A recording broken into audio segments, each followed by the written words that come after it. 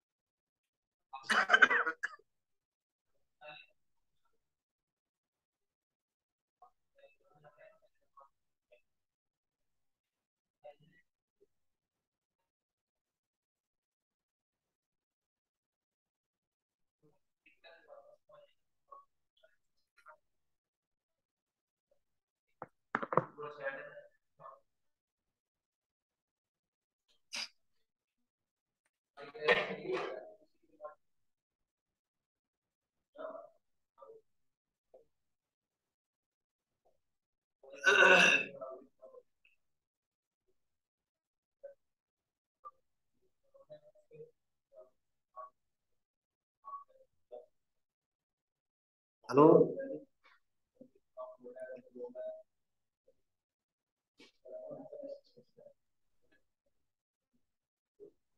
आवाज आ रही है मेरी? जी जी। आपकी आवाज आ मुफ्ती रही साहब, आपकी है। आवाज आ रही है।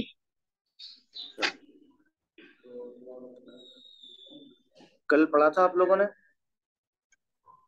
जी, कल 3 हदीसें बताई थी मुफ्ती जी ने। जी। कल मुफ्ती जी ने 3 हदीसें बताई थी हमें। आज कौन सा सबक है आप लोगों का? छठा सबक?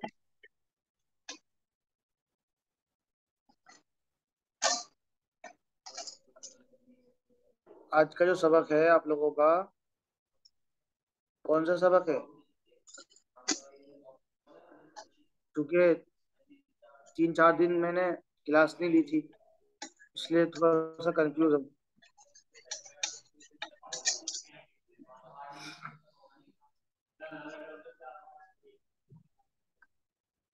जी।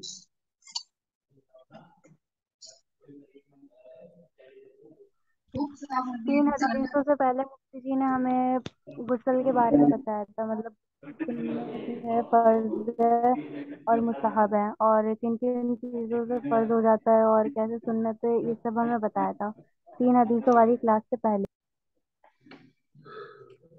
अच्छा।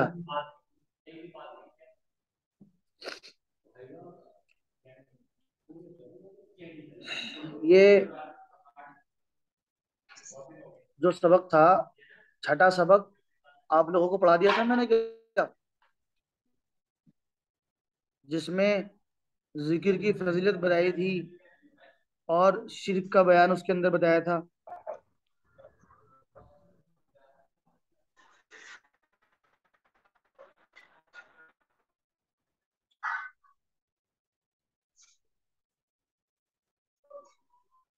जी।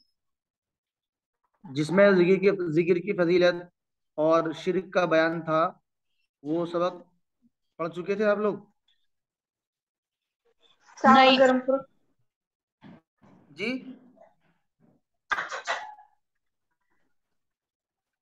अलिया बताएं कल कोई। पेन कहाँ रखे तुमने? पेन दे भाई अभी मेरे को। तेरी अस्सलाम गोली वालेकुम भी थी मुफ्ती यहाँ जी। पे रखी। उसमें तो वो तो मुफ्ती जी ने पहले ही कंप्लीट करवा दिया। उसमें फर्ज मतलब वुजू के फराइज, सुन्नत और मुस्तहबात, और मतलब जिन जिन चीज़ों से वुजू टूट जाता है वो सब है। अच्छा अच्छा अच्छा अच्छा अच्छा अच्छा। तो जिन चीजों से वजू टूट जाता है वो भी बता दिया था आपको? जी बता दिया था उन्होंने। अच्छा।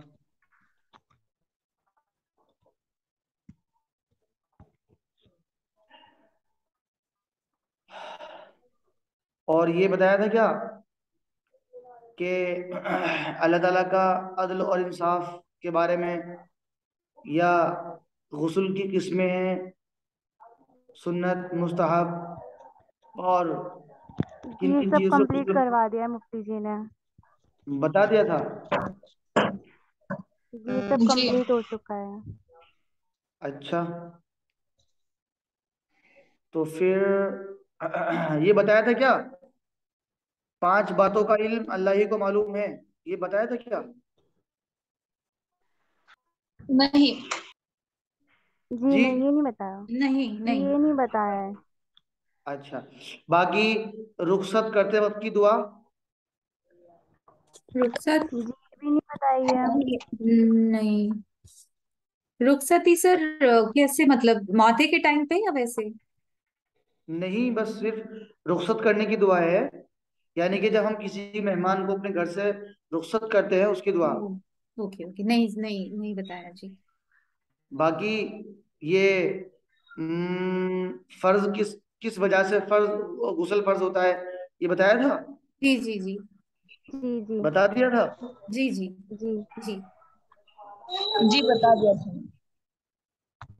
ठीक है, तो आप मुफ्ती जी, अ, आप जो ये पढ़ा रहे हैं इसमें भी मतलब गुस्ल के अंदर जो मतलब फर्ज हैं और गुस्ल की सुन्नतें बताई गई हैं इसके अंदर भी, और ये भी मुफ्ती जी ने हमें बता दिया। आप हमें तयम्मुम के बारे में बता दें, क्योंकि अभी तक तयम्मुम के बारे में हमें नहीं पढ़ाया गया है, और इस अभी कोर्स में है भी शायद तयम्मुम। तयम्मुम के बारे में आप लोगों को बताया नहीं गया अभी। जी, ये अभी नहीं बताया गया। हाँ, तो इंशाल्लाह आज हम लोग सबक पढ़ते हैं, 9वां सबक पढ़ते हैं, ठीक है। जी आज 9वां सबक पढ़ेंगे, और इसके बाद जो 10वां सबक होगा हमारा, 10वें सबक के अंदर तयम्मुम का बयान आएगा इंशाल्लाह, ठीक है। जी ठीक है। जी जी ठीक है।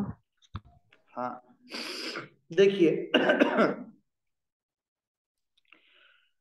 बिस्मिल्लाहिर्रहमानिर्रहीम।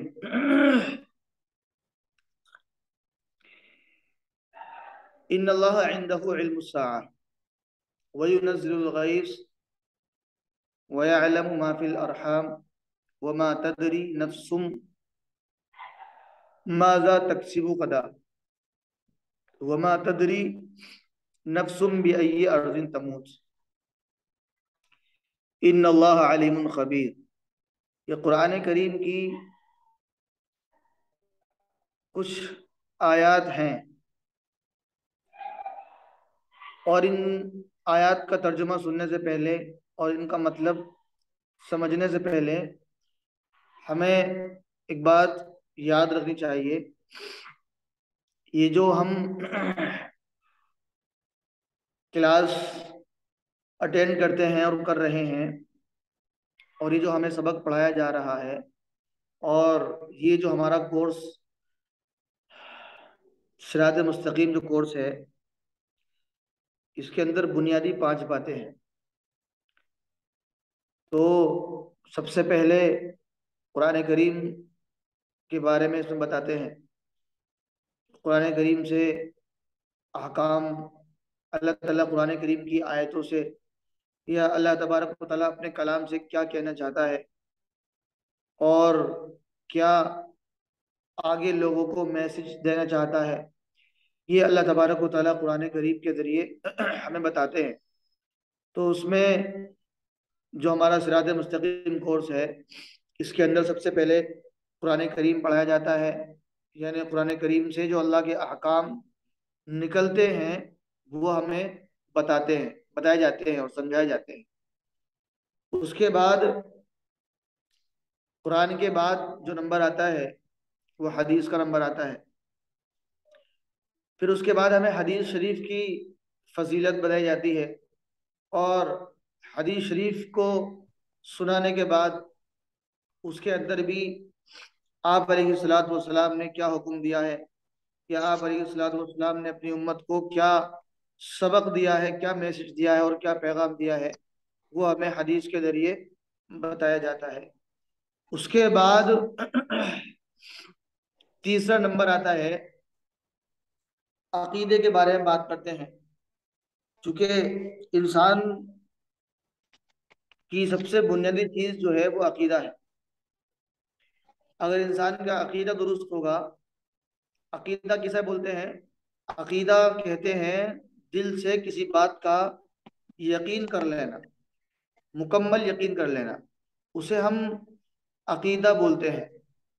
तो अकीदे, बहुत सारे लोगों के मुख्तलिफ अकीदे होते हैं, और अल्लाह तबारक व ताला को पहचानने के लिए, अल्लाह तबारक व ताला का यकीन दिल के अंदर पैदा करने के लिए सबसे बुनियादी चीज है कि हमारा अकीदा दुरुस्त होना चाहिए। अगर हमारा अकीदा अल्लाह के बारे में दुरुस्त नहीं होगा, तो फिर हम सीधे रास्ते पर नहीं चल सकते, फिर हमें सीधे रास्ते पर चलना बहुत ज्यादा मुश्किल होगा।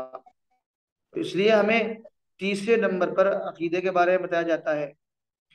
और इसके अंदर जो चौथा मजमून है, यानी जो चौथा सब्जेक्ट है, वो है फिर मसाइल। अब जिंदगी के अंदर बहुत सारे मसाइल भी सामने आते हैं, और हम लोगों की जो जिंदगी होती है, उसी जिंदगी के दौरान और उसी जिंदगी के बीच में ये मसाइल पेश आते हैं। किसी को पाकी के मसाइल, किसी को नापाकी के मसाइल, और बहुत सारे नमाज के मसाइल हैं, सोने के मसाइल हैं, बेशुमार बहुत सारे मसाइल हैं।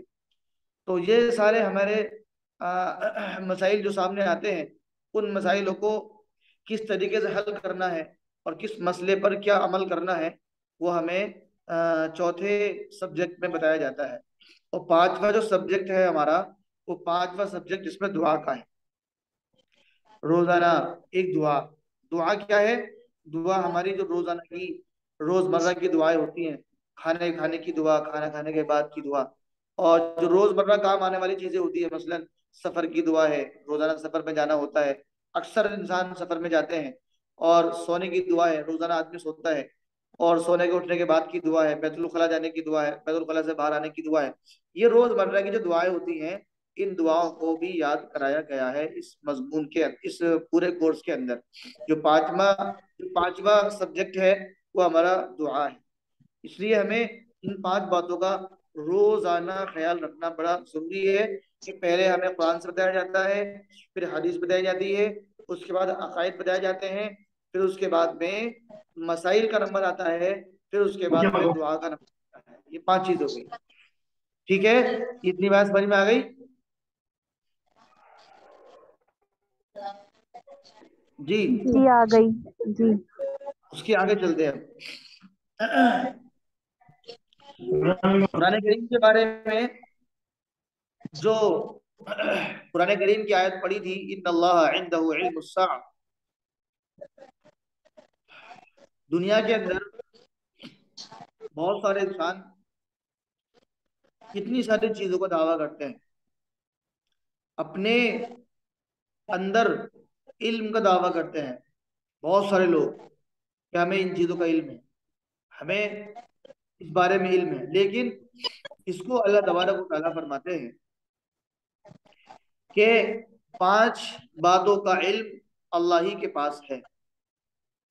अब मालूम हुआ कि इन पांच बातों का इल्म जब अल्लाह ही के पास है, फिर उसके बाद अगर कोई इंसान इस बात का दावा करता है कि इन पांच बातों का इल्म मुझे भी है, तो फिर उसकी बात पर हमें विश्वास और यकीन नहीं करना, क्योंकि अल्लाह तबारक व तआला ने इस बात को सिर्फ और सिर्फ अपने ही इल्म के अंदर रखा है।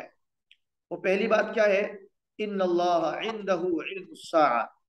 पहली बात है कि कयामत का इल्म, कि कयामत कब आएगी।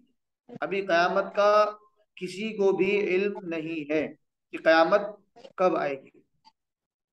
इन्नल्लाह इंदहु इल्मुस्साअ, कयामत का इल्म सिर्फ अल्लाह ही के पास है, कयामत कब आएगी। उसके आगे है वयुनज़्ज़िलुल गईस, और फिर बारिश कब होगी, ये भी अल्लाह ही को मालूम है। अब बाज दफा ऐसा होता है कि आसमान में बादल हो जाते हैं, बारिश का मौसम शुरू हो जाता है, लेकिन उसके बावजूद भी बारिश नहीं होती। लेकिन कुछ लोग दुनिया के अंदर ऐसे होते हैं जो इन तमाम बातों का इकरार करते हैं और दावा भी करते हैं कि हमें बारिश का भी मालूम है। तरह साइंस होती है। अब साइंस क्या करती है? साइंस जो है एक अपने आंकड़े फिट करती है, एक अंदाजा, वो अंदाजे से बात करती है। लेकिन क्या, कि वो अंदाजे से बात करने के बाद कितने लोग ऐसे होते हैं जो कि उनकी बात पर पूरा यकीन कर लेते हैं और पूरा विश्वास कर लेते हैं।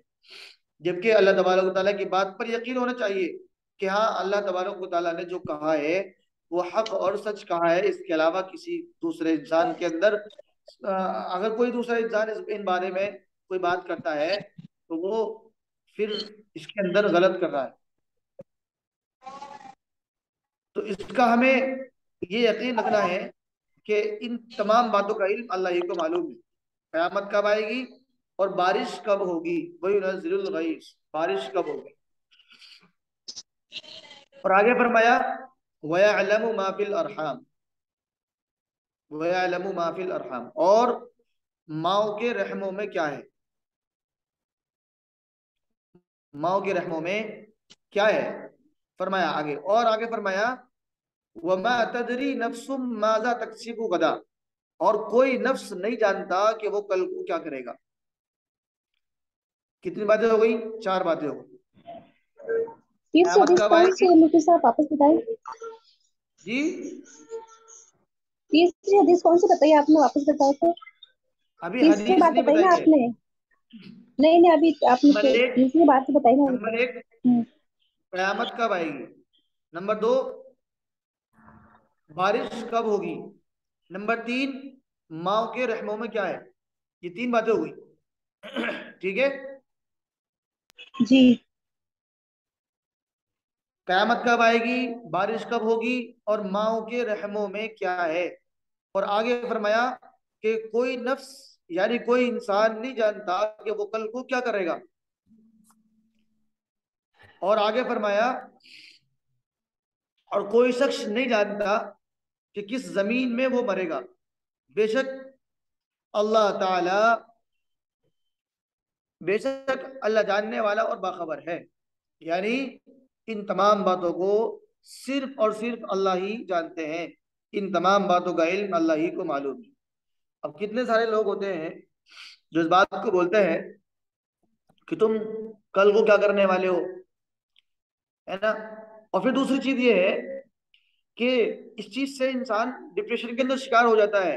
अगर इंसान को इस बात का इल्म ना हो कि भाई ये तो सिर्फ अल्लाह ही को मालूम है इस बात का इल्म, तो फिर उसके बाद में जब इंसान को यकीन हो जाएगा तो इंसान डिप्रेशन का शिकार नहीं होगा, परेशान नहीं होगा।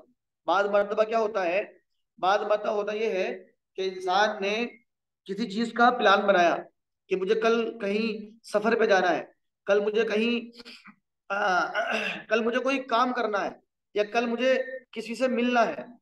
अब इंसान की जात है, और इंसान की जात के साथ जो है बहुत सारे तकाजे लगे होते हैं। बीमारी का तकाजा होता है, और इसके अलावा बहुत सारे मसरूफियात इंसान के साथ लगी होती हैं, जिनकी वजह से वो अपने कल के इरादे को पूरा नहीं कर पाता। और जब कल के इरादे को पूरा नहीं कर पाता तो फिर वो डिप्रेशन में आ जाता है। बाद मतलब इंसान को कुछ इरादा हुआ, अब इरादा होने के बाद इंसान का वो काम पूरा नहीं हुआ। जब काम पूरा नहीं हुआ तो वो डिप्रेशन का शिकार हो जाता है। और इस बात को वो सोचने पर मजबूर हो जाता है कि ये कहीं ना कहीं मेरे अंदर ही कोई कमी रह गई, या ये कि कहीं ना कहीं अगर मैं ऐसा कर लेता तो फिर ये ऐसा हो जाता। बाद मतलब आदमी डिप्रेशन में आकर के फिर वो गलत गलत फैसले लेना शुरू कर देता है, जबकि ऐसा नहीं होना चाहिए। क्योंकि इसका इल्म तो अल्लाह ही को मालूम है कि तुम कल को क्या करोगे। हम क्या इरादा कर रहे हैं कल को, कि मैं कल को क्या इरादा करूंगा, कि मैं कल कहीं जाने वाला हूं, तो मैंने तो इरादा कर लिया, लेकिन अब ये अल्लाह की मर्जी है कि वो मेरे इस इरादे को पूरा फरमाएंगे या नहीं फरमाएंगे। ये अल्लाह की मर्जी की बात है। अगर पूरा हो जाता है तो बहुत अच्छी बात, अगर पूरा नहीं होता है तो उस पर परेशान होने की जरूरत नहीं है, क्योंकि अल्लाह ताला हो, ये अल्लाह ताला खुद जानते हैं कि हम कल को क्या करने वाले हैं। उसके बाद आदमी, बाद मरतबा ऐसा होता है कि इंसान रहने वाला हिंदुस्तान का होता है, लेकिन उसका इंतकाल दूसरे मुल्क में होता है। किसी का अफगानिस्तान में, किसी का सऊदी अरब के अंदर, किसी का साउथ अफ्रीका में। बहुत सारे लोग इस तरह के होते हैं कि रहने वाले हिंदुस्तान के होते हैं और इंतकाल दूसरे मुल्क में होता है। तो ये 5 बातें हुई, 5 बातों का इल्म अल्लाह ही को मालूम है।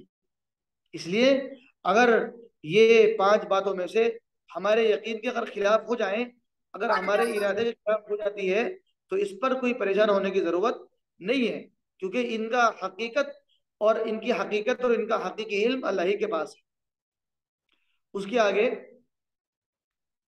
हदीस शरीफ, हदीस शरीफ के अंदर आप अलैहिस्सलाम ने एक बड़ी नसीहत फरमाई, बहुत बड़ी नसीहत, जो कि अल्लाह ताला हम सबको उस नसीहत पर अमल करने की तौफीक नसीब फरमा दे। देखिए, आप अलैहिस्सलाम ने फरमाया कि दुनिया के अंदर जितने भी इंसान हैं, कौन इंसान ऐसा होगा कि जिसके अंदर तमाम की तमाम बुराइयां ही हो? ऐसा कोई इंसान नहीं है। आप अलैहिस्सलाम ने फरमाया कि ऐसा कौन आदमी होगा और ऐसा कौन शख्स होगा जिसके अंदर तमाम की तमाम बुराइयां ही हैं, यानी कि उसके अंदर बुराइयां ही नहीं है, बल्कि बुराई के साथ इंसान के अंदर अच्छाई भी होती है। और आगे फरमाया आप अलैहिस्सलाम ने कि ऐसा कौन शख्स होगा कि जिसके अंदर खैर ही खैर है, यानी इंसान के अंदर खैर के साथ कुछ बुराई और कुछ शर भी मौजूद है। अभी दो जब इतनी बात समझ में आ गई तो अब आगे चलना है, जिसमें कि आप अलैहिस्सलाम ने जो नसीहत फरमाई है वो क्या फरमाया है। आप अलैहिस्सलाम ने फरमाया जो शख्स दुनिया में किसी मुसलमान की पर्दा पोशी करता है, अल्लाह ताला क़यामत के दिन उसकी पर्दा पोशी फरमाएंगे। यानी अगर हमें किसी का कोई ऐब मालूम है, या ये कि हमें किसी का कोई ऐब मिल गया, तो अगर हमने उसके ऐब को लोगों के बीच में जाहिर नहीं किया, उसके ऐब को अपने अंदर दफन कर लिया और अपने दिल के अंदर उसको छुपा लिया, तो कल क़यामत में अल्लाह तबारक व तआला हमारे ऐबों पर पर्दा डाल देंगे। ये कितनी बड़ी फजीलत है और छोटा सा अमल है कि हम किसी के ऐब को छुपा लें, तो कल क़यामत में अल्लाह हमारे ऐबों को छुपाएंगे। और क्योंकि होता क्या है, आज हम लोगों के बीच में एक चीज पैदा हो चुकी है। वो चीज क्या है कि एक दूसरे की ऐब की तलाश में लगे रहते हैं कि किसी का कोई ऐब हमें मिल जाए, किसी का कोई हमें नुक्स मिल जाए, किसी में कोई कमी हमें मिल जाए। क्योंकि ये तमाम की तमाम जो चीजें पैदा होती हैं वो इंसान के अंदर हसद, जेलस, इन तमाम की तमाम बीमारियों की वजह से ये चीजें पैदा होती हैं कि इंसान एक दूसरे की बुराइयों में लग जाता है। तो इसलिए हमें किसी की बुराई तलाश नहीं करना, और अगर किसी की बुराई हमें मिल जाती है, अगर हमने तलाश नहीं किया, तलाश न करने के बाद भी अगर हमें किसी की बुराई मिल जाती है, तो फिर उसकी पर्दा पोशी करना हमारे लिए जरूरी है। क्योंकि अगर हम दुनिया के अंदर अपने भाई की पर्दा पोशी फरमाएंगे, तो कल क़यामत में अल्लाह तबारक व तआला हमारे ऐबों पर पर्दा डालेंगे। और फिर उसके बाद आप अलैहिस्सलाम ने जो फरमाया, मन सलिमल मुस्लिमून मिन लिसानी व यदी, आप अलैहिस्सलाम ने फरमाया कि तुम में बेहतरीन मुसलमान वो है जो तुम में बेहतरीन मुसलमान वो है कि जिसके जबान से और जिसके हाथ से दूसरे मुसलमान महफूज रहे। यानी अगर हमारे हाथ और जबान से किसी को तकलीफ नहीं हुई, अगर हमारे जबान और हाथ से किसी को तकलीफ नहीं हुई, तो हमसे बेहतर कोई मुसलमान दूसरा नहीं है। आप अलैहिस्सलाम ने उस इंसान को सबसे अच्छा मुसलमान बना बताया है कि जिस मुसलमान के जबान और हाथ से दूसरे मुसलमान महफूज रहें। अब जाहिर सी बात है, जब हम किसी का ऐब दूसरों तक नहीं पहुंचाएंगे और दूसरों तक नहीं उसको फैलाएंगे, तो हमारे जबान और हाथ से लोग महफूज रहेंगे।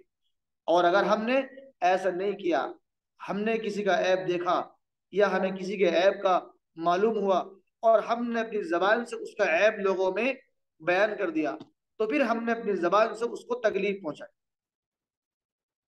फिर हम इस फजीलत के हामिल नहीं बनेंगे। इसलिए आप अलैहिस्सलाम की ये नसीहत अमल करने की नसीहत है कि जो किसी मुसलमान का ऐब छुपाता है, तो कल क़यामत में अल्लाह ताला उसके ऐब को छुपाएंगे।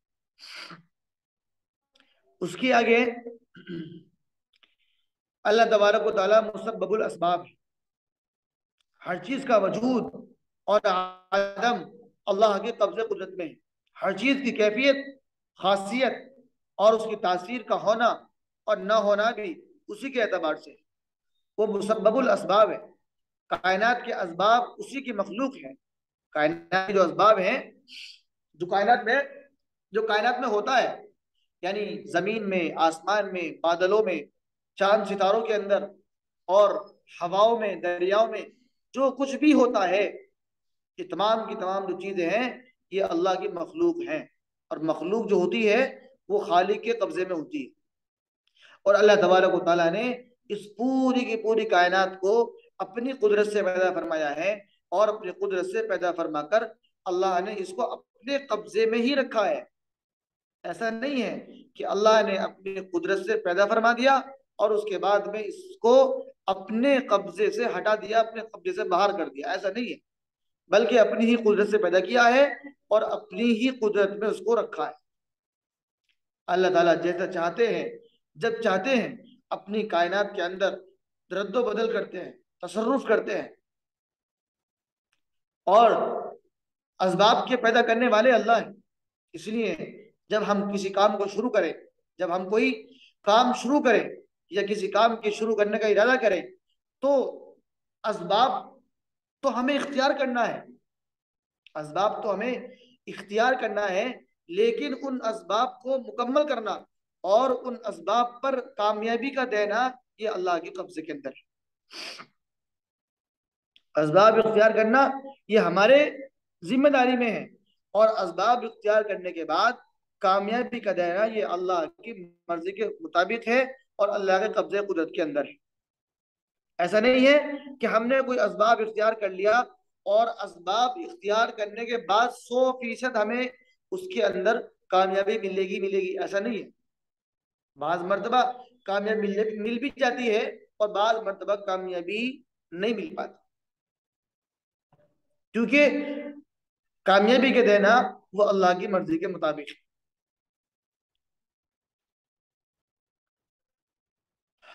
आगे आते हैं गुस्ल के फराइज और सुन्नतें। गुस्ल के कितने जी फराइज? वो तो हो गए। गुस्ल के फराइज हो गए? जी हो गए हो हैं। गए। मैंने आपको पहले बता दिया था कि गुस्ल के बारे में मुफ्ती जी ने सब बता दिया है और वुजू के बारे में भी सब बता दिया है। अच्छा अच्छा, अब इसके आगे कर्ज की अदायगी की दुआ। जी वो नहीं बताई उन्होंने। अच्छा, अब देखिए कर्ज अदा करने की दुआ हजरत मोहम्मद सल्लल्लाहु अलैहि वसल्लम ने हमें तमाम की तमाम चीज़ें सिखाई हैं कि आप अलैहिस्सलातु वस्सलाम का हमारे ऊपर बड़ा एहसान है कि आप अलैहिस्सलातु वस्सलाम ने कोई एक ऐसी चीज़ नहीं छोड़ी जो कि हमें ना बता दी हो। कि आप अलैहिस्सलातु वस्सलाम की मोहब्बत की अलामत है कि उन्होंने अपनी उम्मत के लिए तमाम की तमाम चीज़ों को बयान फरमा दिया। अब कर्जे की अदायगी से कितने लोग परेशान होते हैं, लेकिन क्या है, इसीलिए कहते हैं कि दीन सीखना जरूरी है। दीन की छोटी से छोटी बात पर अमल करना उसका एक बड़ा फायदा होता है। ये दुआ है कर्ज की अदायगी के लिए दुआ। अगर किसी पर कर्ज है, कोई कर्ज से परेशान है, तो उसके लिए रोजाना इस दुआ का एहतमाम करें। दुआ क्या है? अल्लाहुम्मा कफिनी बिहलालिका अन हरामिका व अगनिनी बिफज़लिका अम्मन सिवाक। ये दुआ है, अल्लाहुम्मा कफिनी बिहलालिका अन हरामिका व अगनिनी बिफज़लिका अम्मन सिवाक। तर्जुमा इसका ये है, ए अल्लाह मुझे अपनी हलाल चीजें अता करके हराम चीजों से महफूज फरमा। कितनी प्यारी दुआ है, लेकिन लोगों को सीखने का जज्बा ही नहीं है। और कर्ज होने के बाद लोग कर्ज को अदा करने के चक्कर में नई नई चीजें पैदा कर लेते हैं, और फिर वो कर्ज के अदा होने के बजाय वो कर्ज हमारे ऊपर और ज्यादा मुसल्लत हो जाता है। इसलिए हमें जो दीन सीखना है, वो दीन इसलिए सीखना है ताकि हम सही रास्ते पर आ जाएं, और सही रास्ते पे आने के बाद सही अमल करने वाले बन जाए। क्योंकि जब हम सही रास्ते पे आएंगे तभी हम सही अमल कर सकते हैं। जब तक सीधे रास्ते पे नहीं आएंगे तब तक हम सीधे सीधे अमल भी नहीं कर सकते। तो इस दुआ को बड़े एहतमाम के साथ में याद करना है। अल्लाहुम्मा कफिनी बिहलालिका अन हरामिका व अगनिनी बिफज़लिका अम्मन सिवाक।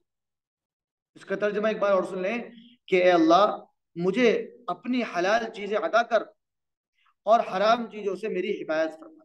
और मुझे अपने फजल व करम से अपने अलावा दूसरों से बेनियाज कर दे। कितनी प्यारी दुआ है, इसको हम चलते फिरते ही पढ़ेंगे, रोजाना पढ़ेंगे पाबंदी से, एहतमाम के साथ, तो इंशाअल्लाह एक दिन ऐसा होगा, क्योंकि 24 घंटे के अंदर रिवायतों के अंदर ये बात मिलती है कि अल्लाह तबारक व तआला की तरफ से 24 घंटे में कोई एक घड़ी ऐसी होती है जिसमें अल्लाह ताला अपने बंदों की दुआएं सुनते हैं, और बंदा जो उसमें मांगता है अल्लाह उसको उसको जरूर अदा फरमा देते हैं।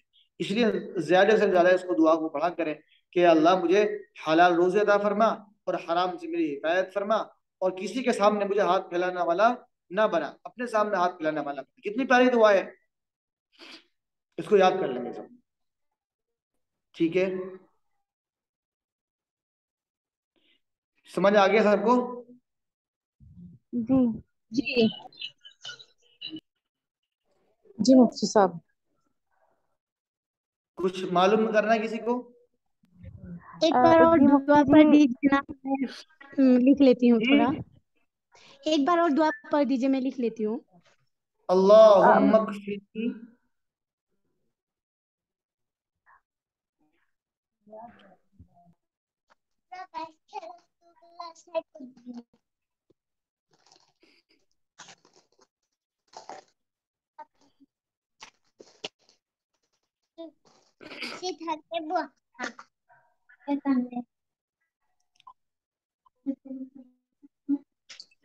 मुफ्ती साहब, क्या हम लोग जी, तशहुद जब पढ़ते हैं दुआ मासूरा के बाद ये दुआ पढ़ सकते हैं सलाम पढ़ने से पहले?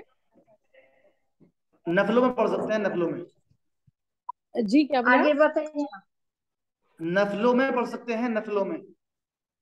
फर्स्ट नमाज में, अब जैसे कि अरबिक में है ना दुआ, क्या हम लोग तशहुद में मतलब दुआ मासूरा के बाद नहीं पढ़ सकते हैं सलाम से पहले?